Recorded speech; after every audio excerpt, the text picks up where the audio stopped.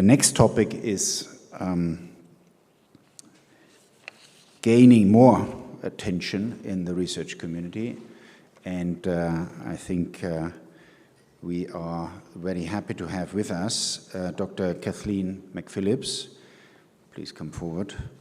Who will address gendered violence in the Catholic Church, understanding violence against and by Catholic women religious. Dr. Kathleen McPhillips is a sociologist of religion at the University of Newcastle, Australia, with expertise in the areas of gender, religion, and trauma.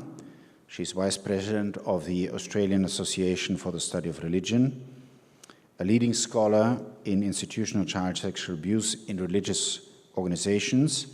She attended the public hearings of the Australian Royal Commission into institutional responses to child sexual abuse, and has conducted research across religious groups with high levels of historical child sexual abuse. Welcome, Dr. McPhillips.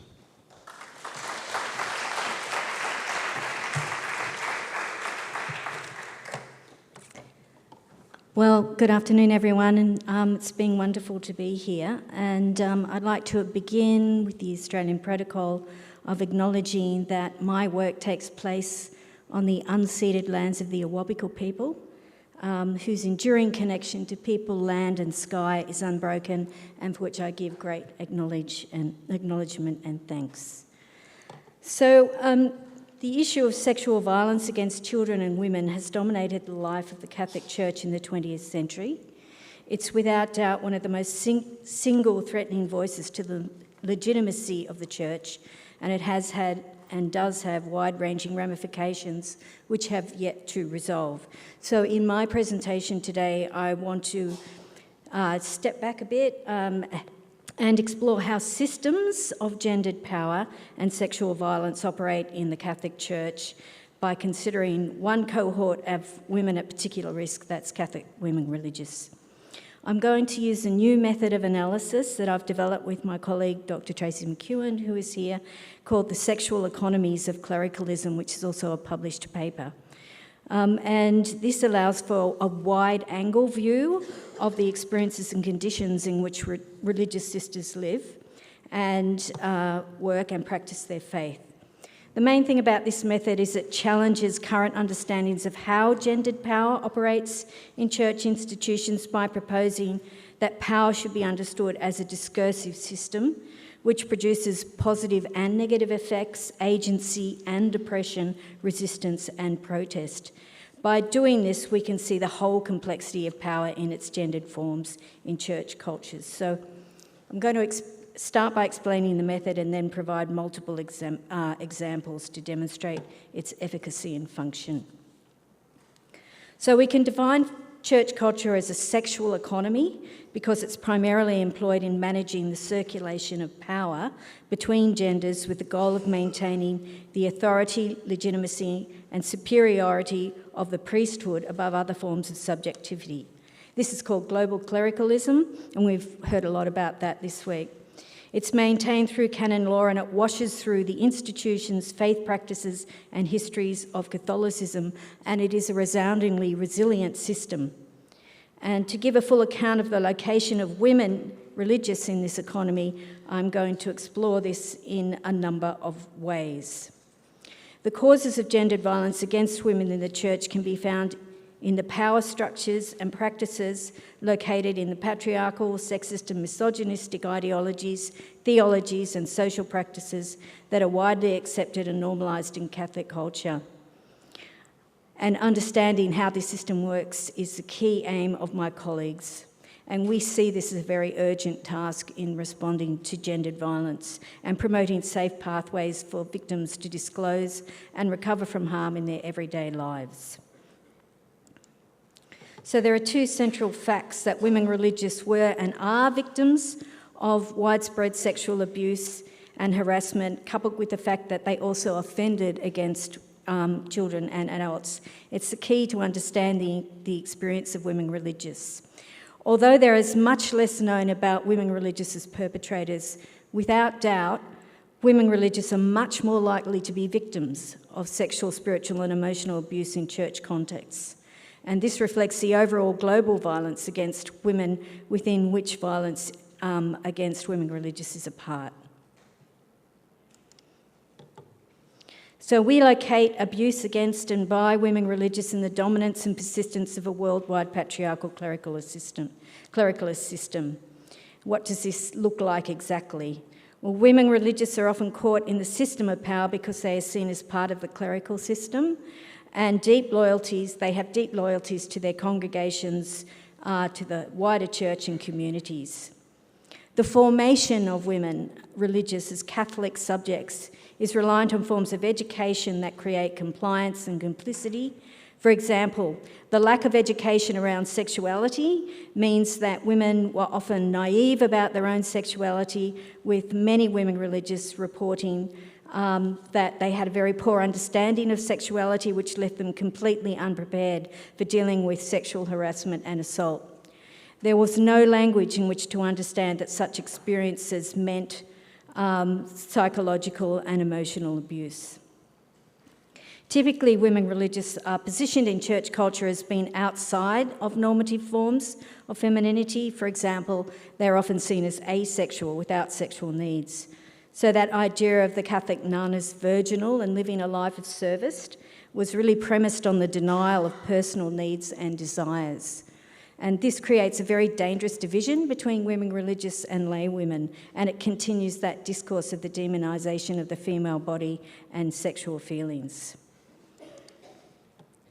So religious formation is a key socialisation process that creates acceptable forms of individual religious subjects. Women religious learn about the culture and norms of their community through a spiritual formation process, which itself is governed by canon law and the particular edicts of their congregations. And in many religious communities, lived experiences of what is acceptable and what is not are framed by the vows of obedience, chastity, and poverty. Research has shown that the management of these vows by congregational leaders and formation directors is key to the way in which new women religious are socialised. Education and socialisation, however, also includes what is not said, what is hidden knowledge. In their research, Figueroa and Toombs found that the importance of living in obedience is a key factor that enabled the abuse of women religious. Also, another example, the Scottish Child Abuse Inquiry found that in some Scottish Catholic orphanages, the inability of the Sisters of Nazareth to question the wisdom of prevailing instructions by superiors and priests could be attributed to vows of obedience. It is these unequal power dynamics that can make women religious vulnerable to abuse, particularly when practices and instructions are accepted without question. So we can see that the identities of women in the Catholic Church have been produced and shaped by a prevailing patriarchal clericalist system. In many countries, particular forms of masculinity, especially those premised on the subjugation of women, have influenced and been reinforced by church culture, and we've heard quite a few examples during the week. Veronica Lacorras and Ana Lourdes Suarez argue in their book Abuse in the Latin American Church that the particular form of Latin American masculinity known as machismo is reproduced in church cultures, providing clerical men with the means of enforcing authority over women religious, including rationales for sexual abuse. Mary Lembo's work, which we've heard about this week, in Africa found that, sub-Saharan Africa, found that women are socialised into submission to clergy and sexual abuse is common. Outcomes such as unwanted pregnancy, rape, physical abuse often lead to marginalisation and exclusion, with little consequence for the perpetrators, who are typically supported by other clerics and bishops. Rocio Figueroa's work with women religious in African congregations confirms this situation and notes that it's made worse by congregational superiors who reinforce the model of authority and obedience. She notes that congregational leaders often report being unaware that they're repeating patterns of submission that leads to abuse. And the problem with this system of gender depression is it looks natural rather than historically and socially produced. And this normalises gender inequalities. So for alternative discourses of intersectional knowledge to develop, there needs to be external independent intervention.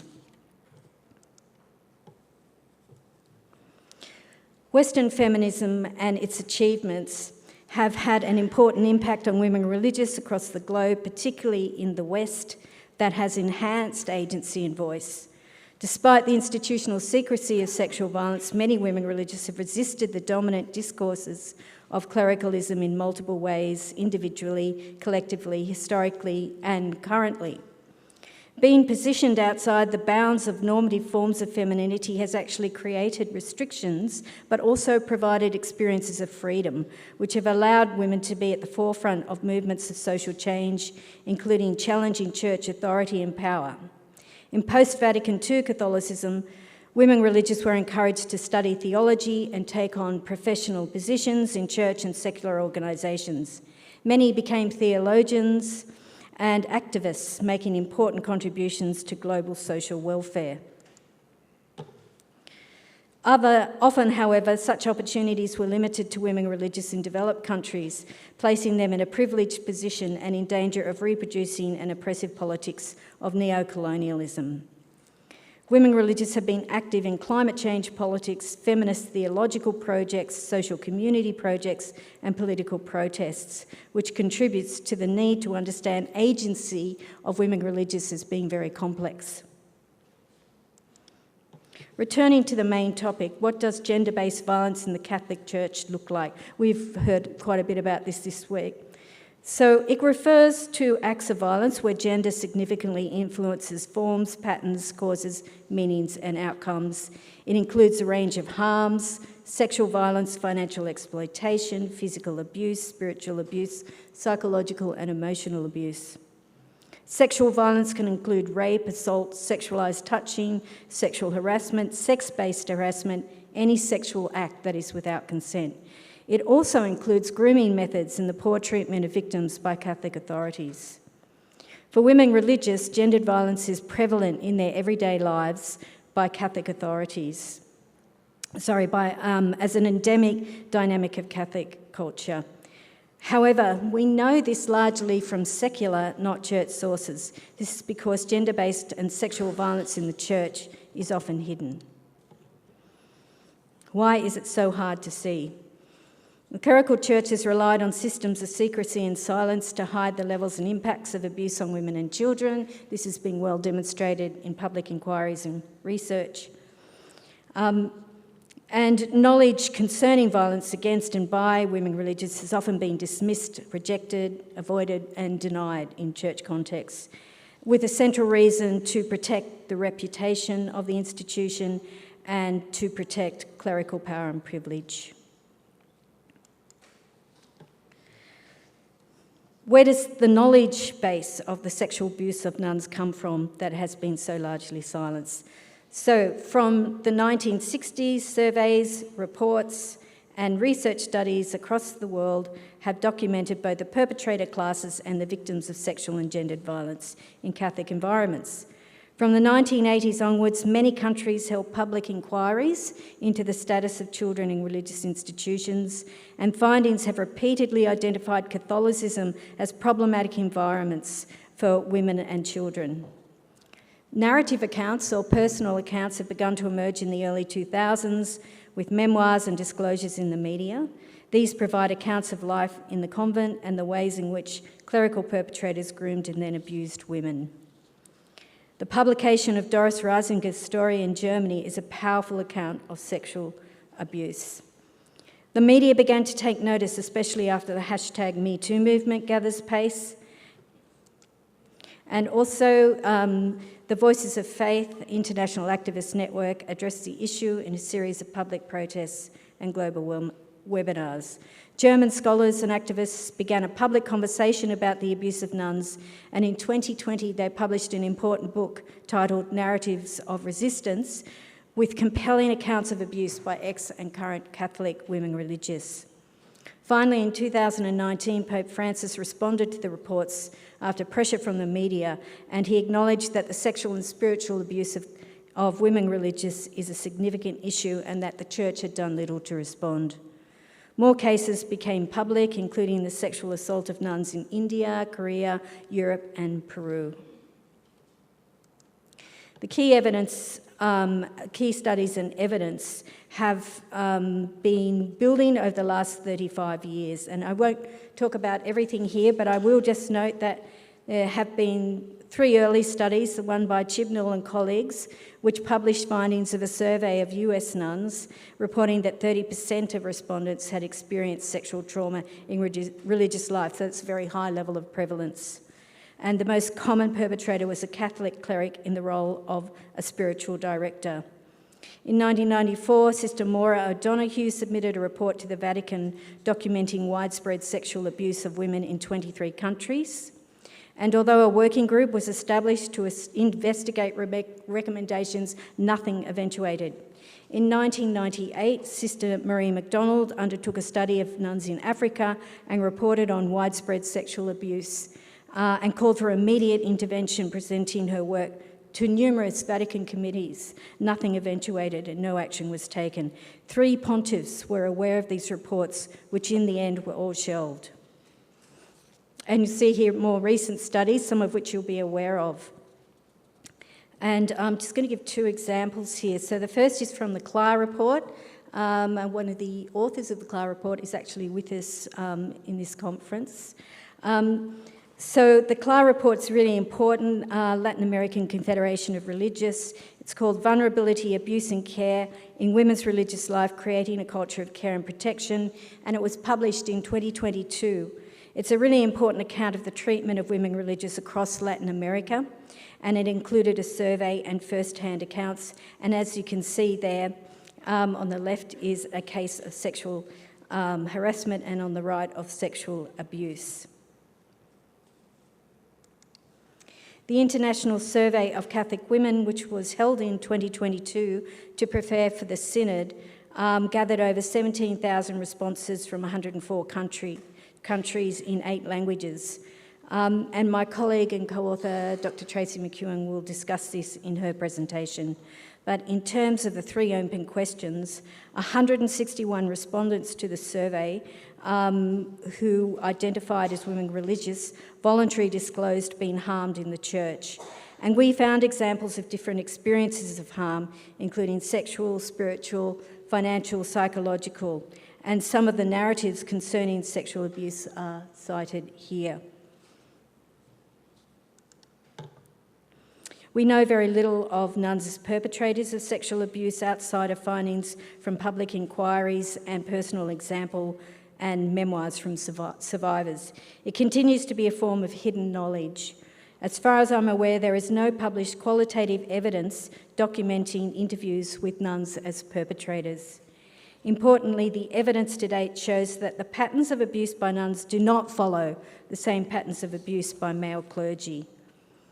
One hypothesis for this lies in the gendered power differences of clericalism, which creates situations where nuns were forced into patterns of compliance. So the evidence for nuns as perpetrators: public inquiry reports show that in institutional settings, particularly orphanages, the sexual abuse was typically associated with emotional and physical abuse. Children reporting abuse by male clerics to women religious were often disbelieved and punished physically. The Irish inquiries, particularly the Murphy, Ferns and Ryan reports, identify Magdalene laundries run by female religious orders as central sites of abuse to young Catholic women who were deemed unmanageable or pregnant outside of marriage. Up to 30,000 children over 50 years are thought to have been abused. The model of the Magdalene laundry as a means to control young women was then appropriated by many other countries, including Australia. And we can understand this as women religious following religious precepts, producing a compliant laity centred around the control of women's sexuality and bodies. One of the public hearings at the Australian Royal Commission discussed evidence of women religious facilitating access to priests to children and then physically assaulting them if they refuse the advances of the priest. And here we can see women religious acting to obey the precepts of clericalism. So the sexual and spiritual objectification of nuns provides one answer to how women can be both entrapped and command power in a limited, oppressive clerical economy. Our research shows that nuns and victims of nun abuse were often subject to very similar conditions, although relative to each other there were significant power imbalances. They are what we call in a vulnerant situation, that is where a governance system premised on clerical power produces conditions where vulnerability becomes attached to a particular cohort and is internalised by individuals rather than seen as a socially constructed system. We argue that until the key issues of clericalism, misogyny, sexism and authoritarianism are addressed and appropriate safeguarding and redress measures are adopted by communities and dioceses for women religious, there will be ongoing issues about abuses of power. Of course, meaningful redress and effective safeguarding is key here.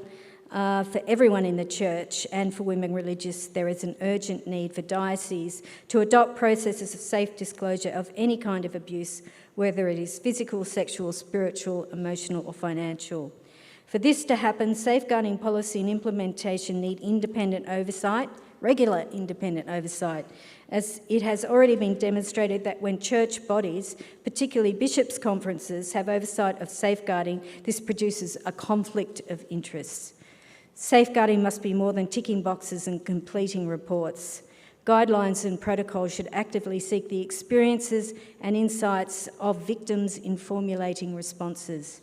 And redress needs to include effective responses and resourcing of victims to help them heal and lead healthy lives. This should include meaningful apology processes, psychology and medical care, financial reparation, removal of perpetrators from active ministry and reporting to state authorities when sexual abuse happens. It's really clear that a lot more work needs to be done to understand the matrix of abuse and perpetration among women religious. First-hand accounts, histories of congregations and qualitative research are needed to make visible the impacts of sexual and spiritual violence. To address the issue of the lack of data, in 2027, the Germany-Australia research team is planning to launch the Global Survey of Catholic Women Religious. This follows on from the success of the International Survey of Catholic Women, which I mentioned in 2022. The survey aims to engage in a lengthy consultation process and will enable women religious to share anonymously their accounts of religious life, the benefits and joy it brings, as well as the harm, abuse and trauma that women have experienced. The information will help us build a significant database of the lived experience of women religious, as well as understand the prevalence of sexual violence and the impacts of safeguarding measures. It's currently in planning stages and will be closely discussed and examined in the upcoming conference next weekend, Behind the Veil, at the University of Regensburg in Germany. This conference will bring together the world experts in the area of women religious abuse with the aim of expanding knowledge of the lived experience of Catholic women religious across the world and attempts to transform abuses of power. And we hope to report further on the global survey next year. Thank you very much.